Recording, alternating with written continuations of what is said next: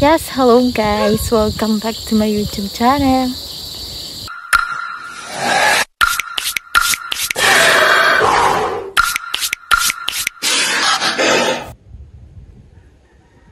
Yes, hello guys, welcome back to my YouTube channel. For today's video, nagtatanim sila ng pakwan.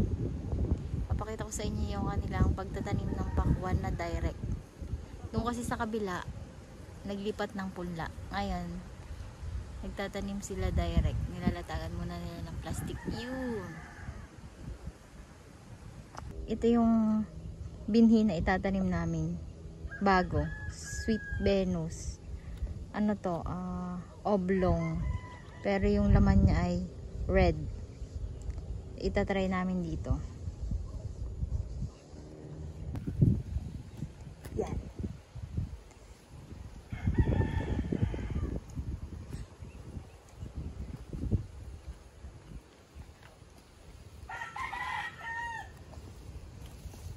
Say hi to my vlog. Ayan.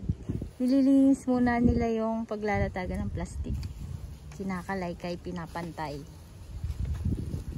Para hindi agad mabutas yung plastic pag nilagay. Yan, sila kuya, hi!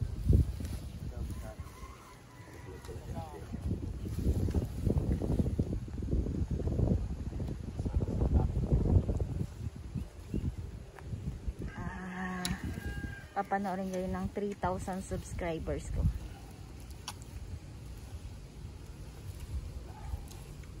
Naman yung paglalatag nila ng plastic.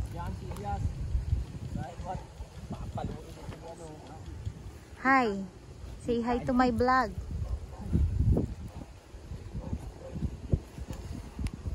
Bakit nilalagyan ko yan ng lupa? Ha? Dali.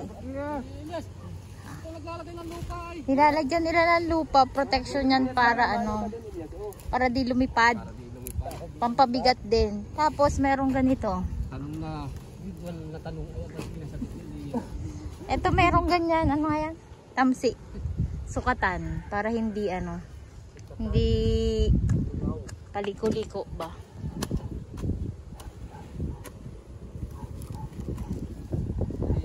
Yung katanong nga na Gina, isang naglalagay nun.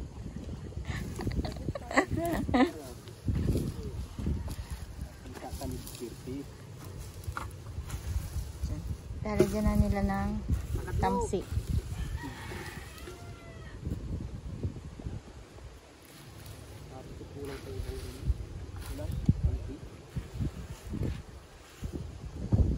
Sa isang rolyo, ilan ang nalalagyan, kuya? Ilang ganto? 4 na plat na ganto. Sa isang rolyo nila ng plastic, ganun yung rolyo. 4 na ganyan yung nagagawa. 1, 2, 3, 4.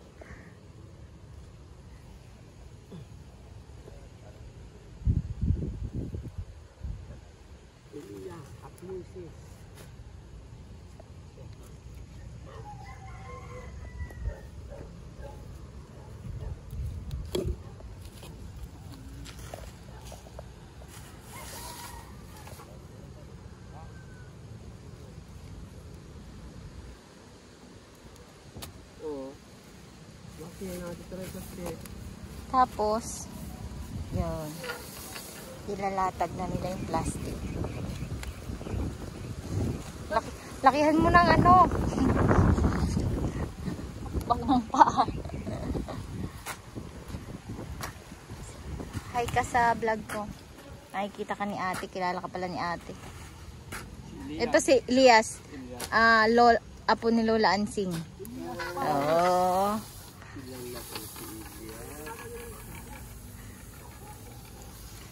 May mga taga napilihan ako ditong nanonood.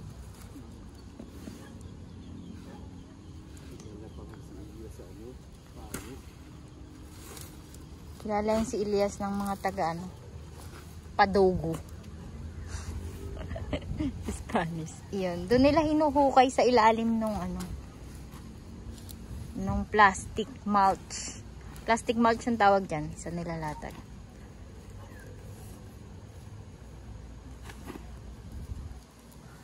Para na ibabao nila pag inaapakan. Tingnan nyo yun. Oh. May taga-apak. Taga-dasik ng lupa. Dasik kasi ang tawag doon sa Tagalog ba yun, dasik? Tagalog yata o Bicol, ewan ko.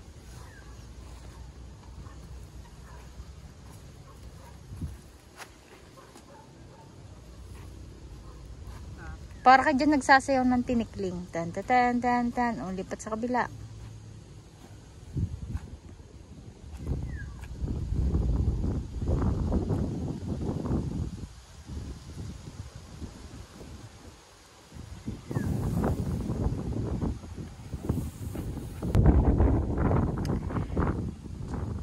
Kapag nailatag na yung plastic, lalagyan na ng butas. Si kuya yung taga-butas ng plastic. Anong tawag doon? Lungaw? Lungaw. Lungaw daw.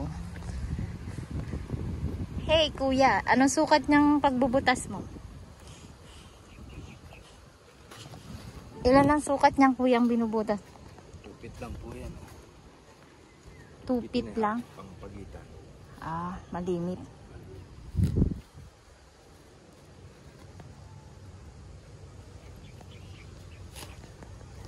Mabilis lang siyang i-ganon. Lata yan, lata. Nasa ho. Tapos, manipis kasi yung plastic kaya madali. Hinasa lang nila yung lata. Sinisimplihan lang ni Kuya Ginal. Tinitwist. Ako kasi ginagamit, binabaga. Nilalagyan ng uling. Uling. Oo. Eh pag ganitong panahon, hindi Pag maulan, tapos mahangin, hindi angkop ba sa panahon yung paggamit ng gano'n. Saka yan, pag mga magtatanim ng pakwan, kanya-kanyang diskarte, kanya-kanyang process pa kung paano mapapabilis. Yan. Para sa kanila mabilis yung pagkaganon. Oh, tudun. Tudun. Tapos kailangan hindi siya malapit pala dito.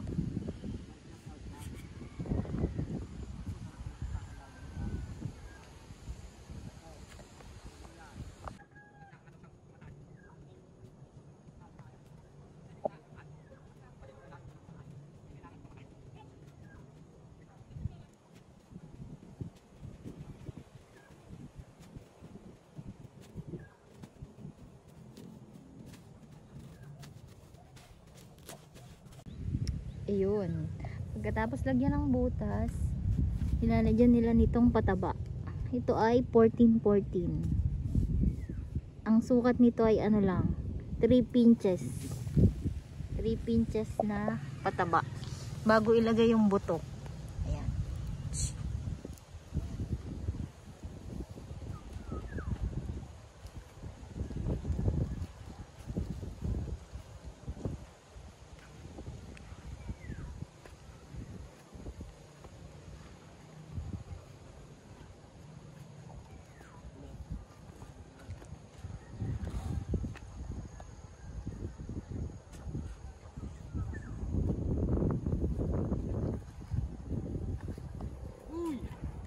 Tas gitna.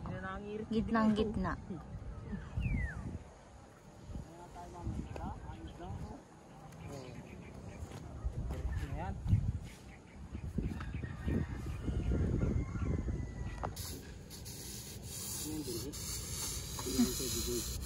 Yung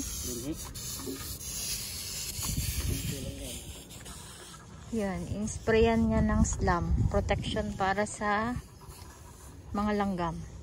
Bago ilagay yung buto, ini-sprayan muna ng slum protection para sa mga langgam. Baka tangayin yung buto. Tapos yun, nilalagyan niya ng buto dun sa magkabilang gilid.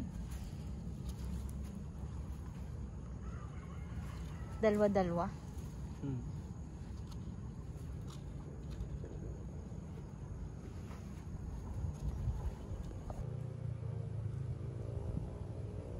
Ayun. Bali ilan sila? 4, 8 silang nagtatrabaho dito. Yung 4 naglalatag ng plastic, yung 2 nagbubutas, tapos itong 2 naglalagay ng pataba, saka naglalagay ng buto ng pakwan.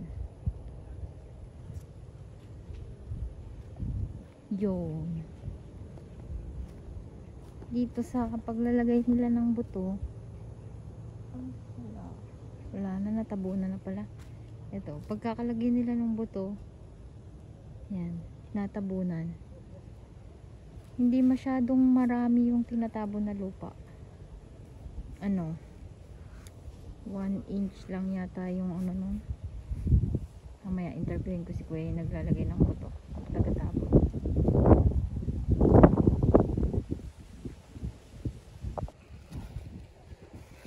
Gaano karami ang pagtatabon? 1 inch lang para Lang po. mabilis umultaw. Para po di mahirapan. Lumabas. Ito.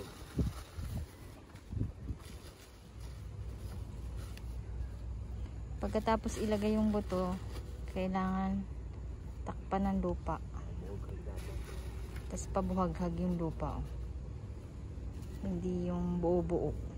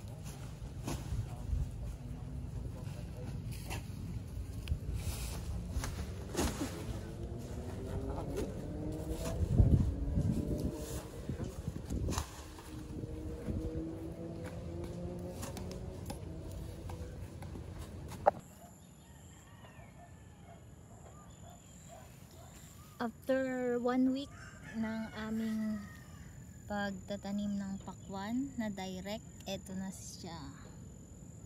Ayan na, ganyan nakataas. Nasa 4 inches na. Ayan na. Ayan na yung, meron na siyang ano, isang dahon. Ayan, may mga dahon na.